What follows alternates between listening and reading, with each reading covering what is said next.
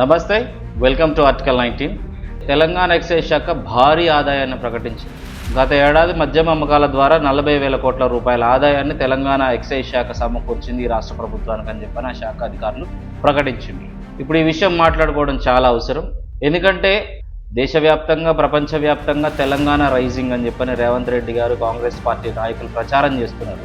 అయితే ఈ తెలంగాణ రైజింగ్ అనేది ప్రజలకు ఉపాధి కల్పించడంలో తెలంగాణ రైజ్ అయిందా, నిరుద్యోగులకు ఉద్యోగాలు కల్పించడంలో తెలంగాణ రైజ్ అయిందా, కొత్త కొత్త పరిశ్రమలు తీసుకురావడంలో ఇండస్ట్రీలను ప్రోత్సహించడంలో తెలంగాణ రైజ్ అయిందా అంటే ఏమో తెలియదు. కానీ ఖచ్చితంగా మద్యం అమ్మకాల్లో మాత్రం తెలంగాణ రైజింగ్ అని రుజువు చేయబడ్డది ఈ 40,000 కోట్ల రూపాయల ఆదాయంతో. గతంలో రేవంత్ రెడ్డి గారు కేసీఆర్ గారి ప్రభుత్వాన్ని ఉద్దేశించి ఇంటాయనను తాగుబోతు చేస్తే, ఇంటి కొడుకును తాగుబోతు చేస్తే ఆ మహిళ సంసారాన్ని ఎట్లా లీడ్ చేయాలి, తాగడానికి మంచినీళ్ళైనా దొరుకుతలేవు కానీ గ్రామాన మద్యం ఏర్లై బారుతుందని చెప్పి రేవంత్ రెడ్డి గారు విమర్శించారు. దానికి సంబంధించిన వీడియోలను ఒకసారి మనం చూద్దాం. ఇవాళ ఇంటైనా తాగుపోతేనే ఎట్లా దేవుడా ఈ సంసారం నడపాలని ఆడబిడ్డలు బాధపడుతుంటే, పుట్టిన పిల్లగాడు కూడా వాడు చదువుకొని డాక్టరో లాయరో ఇంజనీరో అయ్యి మన కుటుంబాలను ఆదుకుంటాడు, మన బతుకులు బాగుపడతాయంటే వాడు కూడా పడిపోక ముందే పీసీస పట్టుకొని తిరిగే పరిస్థితి రాష్ట్రంలో వచ్చింది. ఊర్లో 10 వార్డులు ఉంటాయి, 20 బెల్ట్ షాపులు అయినాయి. ఎట్లా బతకాలి మీరు ఆలోచన చేయండి. ఇవాళ ఇంట్లో ఆయనే తాగుపోతేనే కష్టం ఉంటే పిల్లగాడు కూడా తాగి వచ్చినాక వాడినెక్కడ పట్టాలి, ఈయనెక్కడ పట్టాలి? వీళ్ళు చేసే మీరు కష్టం చేసి సంపాదించింది దాచిపెడితే రూపాయి బెల్ట్ షాపుకే గట్టే పరిస్థితి వస్తే ఇక సంసారాలు ఏమన్నా బాగుపడతాయా మీరు ఆలోచన చేయండి. ఇవాళ ఎవరైనా పిల్లగాడు తాగుపోతే అయితే పిల్లనిస్తాడా మీరు ఆలోచన చేయండి అక్కలారా. కేసీఆర్ వచ్చినాక ఏమొచ్చినాయా? మందు బజార్లు వచ్చినాయి, ఊరికి బెల్ట్ షాపులు వచ్చినాయి. అవునా? నీళ్లు మంచి నీళ్లు దొరకకపోయినా సరే కానీ ఊర్లలో మాత్రం క్వార్టర్ సీజన్ దొరుకుతున్నాయి కదా. అంటే ఈ రాష్ట్రాన్ని మొత్తం యువకులు చైతన్యంతో చదువుకొని ఉంటే ప్రశ్నిస్తారని చెప్పి ఊర్లలో ఉన్న వాళ్ళందరినీ తాగుబోతులను తయారు చేస్తే ఏం అడగకుంటుంటారు, ఇంత మందే చెట్టు కింద పండుకుంటారని రాష్ట్రాన్ని తాగుబోతుల తెలంగాణగా మారుస్తున్నాడు.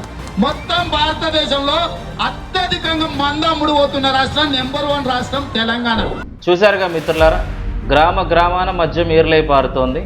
తాగడానికి మంచినీళ్ళు దొరకడం లేదు కానీ గ్రామాన బెల్ట్ షాపుల్లో మద్యం మాత్రం కడుపు నిండా దొరుకుతుంది. తెలంగాణను తాగుబోతుల రాష్ట్రంగా కేసీఆర్ తయారు చేసిండు అనే ఒక విమర్శ రేవంత్ రెడ్డి అధికారంలోకి రావడానికి చేసిండు. కానీ అధికారంలోకి వచ్చిన తర్వాత రేవంత్ రెడ్డి సాధించిన ఘనకార్యం ఏంది? కేసీఆర్ ప్రభుత్వంలో ఉన్నప్పుడు తెలంగాణ ఎక్సైజ్ ఆదాయం ఎంత, ఈరోజు రేవంత్ రెడ్డి గారు ప్రభుత్వంలో ఉన్నప్పుడు తెలంగాణ ఎక్సైజ్ ఆదాయం ఎంత? రేవంత్ రెడ్డి గారు ప్రభుత్వమే పూర్తిగా మద్యం ఆదాయంపై ఆధారపడే పరిస్థితికి ఈరోజు తెలంగాణ రాష్ట్రాన్ని రేవంత్ రెడ్డి గారు చేర్చారు. గతంలో కాంగ్రెస్ కార్యకర్తలు, కాంగ్రెస్ నాయకులు అనేటోళ్ళు కేసీఆర్ రైతు బంధు ఇట్లిచ్చి అట్లా మద్యం షాపుల ద్వారా గుంజుకున్నాడని. ఇప్పుడు రేవంత్ రెడ్డి అయితే రైతు బంధును బంధు పెట్టిండు. అప్పులోళ్ళు కనుక అప్పులను ఈఎంఐ కింద ఎట్లయితే జమ చేసుకుంటారో అట్లా అప్పుడింత ఇస్తా అంటున్నాడు. రైతు బంధు వేసి మద్యం షాపుల ద్వారా గుంజుకుంటారని ఆరోపణలు చేశారు కదా. మరి ఇప్పుడు రైతు బంధు వేస్తలేడు రేవంత్ రెడ్డి, కానీ మద్యం ఆదాయం చరిత్రలో ఎన్నడూ పెరగనంత పెరిగింది. మరి దీనికి కారణం ఏమై ఉంటుంది?